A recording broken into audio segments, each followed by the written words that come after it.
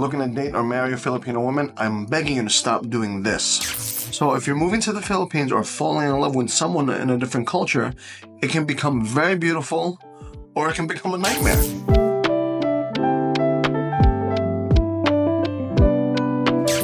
But there's a word I want to use, adapting, but that doesn't mean you need to lose yourself in adapting to the culture or the relationship with a Filipino woman. In this video, we take a deep dive into the culture, the relationships, what to look out for, and how to not lose yourself at the same time, still adapting to the circumstances, to the environment. So stick around to the very end, and you will learn how to love and embrace either the culture and or a loved one without losing yourself. Hey everyone, welcome back to the channel. If you're new around here, my name is Gil. I am a business consultant living in the Philippines, Cebu City to be specific, and I also do life coaching and accountability coaching as well for leadership teams as well as individuals. If that sounds like you, comment down below and or hit my calendar and reserve some time with me. So with that said, let's get right into the video. Number one, understanding the Filipino culture. You might have seen this in many videos. Hopefully I can give you more insight and more value because I am Filipino. I'm Filipino-American, to be honest with you. I'm pretty mixed, but I identify as a Filipino. So Filipino culture, just like many cultures, is rich in cultural values. With that said, there's also hiya or ula, which is shame. There's pakikisama, which is like getting along with each other, or in Bisaya is like magsinabot. And there's utang na loob, but it's like a debt of gratitude, or like you owe me one, or that mindset here. These cultural values shape relationships, and I want you to really understand if you're planning to date a Filipina or a Filipino, if you're a woman out there, or you're in one already and you're kind of frustrated sometimes. So I want you to ask these questions as well. Because I ask myself, because I've been married to my wife for almost 20 years, how do these values affect your sense of self? And are you adjusting to these values if you don't believe in them? And are you adjusting to these values because you actually want to, or do you feel pressured in adjusting to these values? Now, understanding these nuances helps you fit in without losing your voice. Number two, now is there a pressure to adapt? Unfortunately, whether it's culture or a significant other, comes with significant silent expectations. Like changing your food preferences, adopting new routines, and moreover, modifying your communication style. Now, I'm from New York, so I'm very blunt and very, just out there. My wife, unfortunately, is Filipino. We kind of had a clash very early in our relationship as to how to communicate with each other. But more importantly, in your situation, where do you draw the line? So, what I want you to really understand is adapting doesn't mean that you're losing or giving up yourself. It's basically putting another platform or foundation for you to grow with that person or with that culture, because this is super essential in wanting to, if you're actually wanting to stay there long term, whether it's a relationship with a country, you have to be open. You don't want to bring all your baggage and or ideologies too much into the new country, something that is very different. People say things differently. People do things differently. So you got to be really open to those things, because I've seen it too many times where many expats come here in this country, especially Americans. They come into the country and then first thing is, why not that? Why not this? Why not that? I truly understand the frustrations. However, understand that if you don't want those frustrations in your life, don't go to the said country and or be linked up with the woman there or the other man or whatever. At one point, you have to be really accountable to yourself.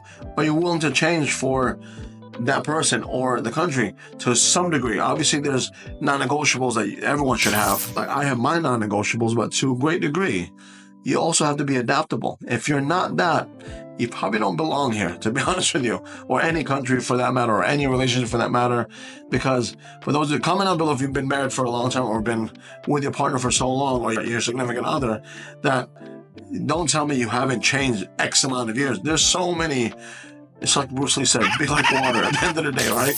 Number three, here are some common challenges that I've identified within my personal life as well as other people that I speak with. Let's just talk about three, because there's probably a lot, but let's talk about the top three. Here's the three: family influence, social expectations, and communication styles. Families here, unfortunately, are very involved. They're deeply involved sometimes. Now, the question always for me was, how do I stay respectful while I assert boundaries? Me personally, my wife and I had a common agreement, and it hasn't been broken for years, the time we're together. We don't expose our issues, our marital issues, to her family or my family. We keep it to ourselves. As in, even friends and family, we don't open up to other people and like, hey, do I need help with this? Or like, look, or I don't talk shit about my wife to other expats, to other family members, or anything like that, because you have to understand that it can dictate certain pressures of he's not shit, or she's this, she's that, or he's this, he's that. You have to be really, for me, I'm really a firm believer in that unity is sacred. And obviously, if you're not getting beat, you're not getting, not to, the crazy spectrum, but if you have a regular marriage, issues going to happen. Usually common disagreements are going to be financial, pretty much it. And, like ideologies. But nonetheless, those things don't come out really to the family, because they don't want to hear that all the time. And more importantly, I've learned that exposing the worst parts of your relationships to your friends and your family, sometimes it creates an image of them, and then there's animosity, there's a buildup, and I've never wanted that. So that's one thing that I've done within my life, and my wife and I. So when somebody says what's going on, it's taken care of already, nothing crazy. Or I assert those boundaries in that way. Now, social expectations, from like religion all the way to roles in the household, how do you navigate that without building any resentment, any animosity? Now, this is me talking because this is how I conduct my life. I'm pretty traditional, I'm very conservative. So I'm a firm believer in then, my wife and I are very equal in what we do and how we bring value to the relationship. However, there's certain things that I ask of her, and there's certain things that she asks of me. We know our roles in our relationships. There's never been a time where that what's called now, like the independent woman and things like that. I know what the strengths and the weaknesses of my wife are, and she probably knows the strengths and weaknesses of myself. However, we know our roles when it comes to, because my wife's pretty traditional as well, and these are the things I expect from you. And as long as we're meeting in the middle in that sense, we're always going to have mutual respect for each other, to be honest with you. So it's never been an issue. Now, if we do have a disagreement, maybe it's easier for me because I speak the dialect. I dig into it. I lean into it as in, hey, what's the matter? What's wrong? I need to, and usually it's the silent treatment in the very beginning. But eventually it's like, listen, if we don't address this, and I'm very, the word is frank, blunt. If we don't address this, we're not going to last. I tell them straight up right now. And then over the years, my wife and I have gone to the point where we're just open with ourselves. Like, I don't like this because this happened. Then I truly understand, like, oh, okay, I effed up. Totally understand. I'm going to do my best not to do that again. Which goes into the third one, communication styles. Filipinos often communicate indirectly, unfortunately. It's not that face-to-face thing, and it gets really weird, but because even in the very beginning, my wife used to be very silent. I'm more of a talker in the disagreement, I'll be honest with you. I'm more of the vocal one. My wife shuts down, doesn't talk. I don't like that. At the end of the day, if we don't communicate, that's where issues happen, to be honest with you. But one thing I realized over the years is I try my best to communicate myself without being offensive. Being from New York, that's really hard because, you're dropping F-bombs, and the problem is here, saying being vulgar, some of the Filipinos will take it the wrong way, like as in they'll take it personally rather than you just expressing yourself like most Americans. The problem is, I didn't realize that in the very beginning. But so I had to adapt myself into how I communicate with my wife, because at the end of the day, number one, I don't want to see her hurt. That's number one. Number two, I don't want to have this thing go on for days, weeks, months, or hopefully not years. And I want to put it to bed. Just wanted to put it to bed. I don't care if we have to talk for 24 hours. We're going to deal with this because I just don't want to deal with this afterwards. But that works for us. I don't know about you, but you have to find that way to really look and really understand, your partner's point of view. And even culturally, really, zoom out and be like, what can I do to get really strong cohesion and really good communication in this situation. Because at the end of the day, if you don't master that, it's going to be an issue, to be honest with you, or try to master it. If you're not consistently working on it, if you're going to go in there like, my way's the highway, it is what it is, F you, you're going to come into some problems, I'll be honest with you. And last but not least, number 4, staying true to yourself. This is like a teeter-totter. You have to really be okay with the ebbs and flows of this particular concept of staying true to yourself. But these are the things that have worked for me. The key to this is balance, and here's how I did it. So I set personal boundaries for myself, as in, you're not disconnecting to the situation, but you're setting boundaries as to, these are my non-negotiables, right? These are my non-negotiables. As in, like, if you don't respect this particular situation, this particular thing that I'm asking, I don't think it's going to work out. So, as in, like, I'll give you a great example. With my wife and I, or just people in general, I'll tell them straight up, like, the moment that you do something that makes you want to not trust you, or you're not trustworthy, I've lost faith in it already. I don't really want to deal with that anymore. So, that's my non-negotiable. When people start, like, even on a deeper layer, people start like asking for money in weird ways, like, oh, like giving me the sob stories and things like that. I tell people straight up, I'm not here to hear that all the time. It's a bit annoying, and then I probably I won't talk to them anymore. I've done that to many. I've done that to employees of mine. As in, like, every time I speak with them, it's always like, oh, life is hard. It could be like, oh, so-and-so got into an accident. It's like dropping hints that you want more money from me type thing. When I start hearing those things, or like little off-the-cuff jokes, or, you know, these type of things, that's like one of my non-negotiables. Once I hear that, I'll tell them, listen, I don't want to hear that anymore.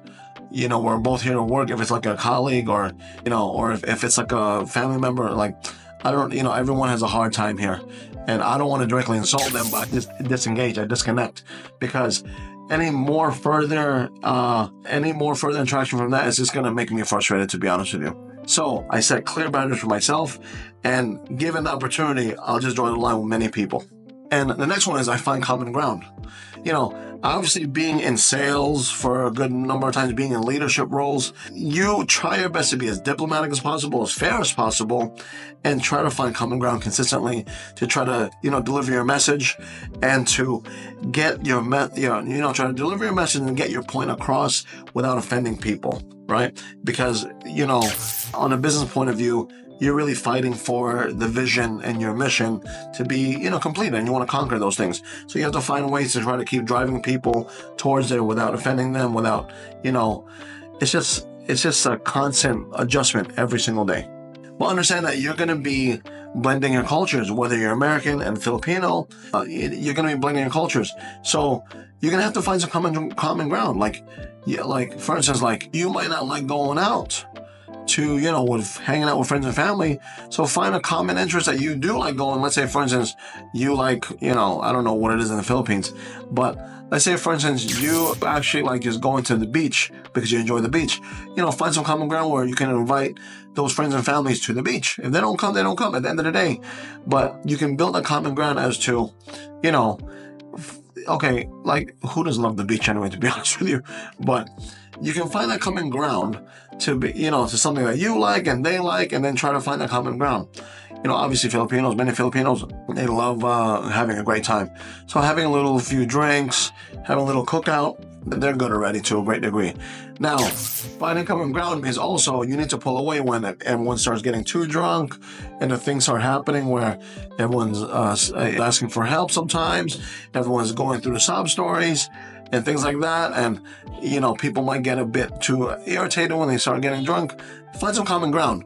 Once you get there, you should be okay. I mean, I blended in with my situation with my wife and her family, initiating the conversation, initiating the interaction, because many of them unfortunately believe that, and this is really weird, it's a hierarchy of how things work here. They believe I'm so much higher in life, they don't deserve to talk to me. So, which is really weird, but that's something I'm not used to. But they think that I don't speak the dialect, so they don't want to have the nosebleed, or they don't want to talk English because it's too intellectually challenging for them. So I try to find common ground by, one, trying my best to learn the dialect. That's what I did. 2, just initiating conversations, initiating the interactions. I'm pretty tired with many people in Ruby's family. And last but not least, in a way for me to not lose myself, open communication.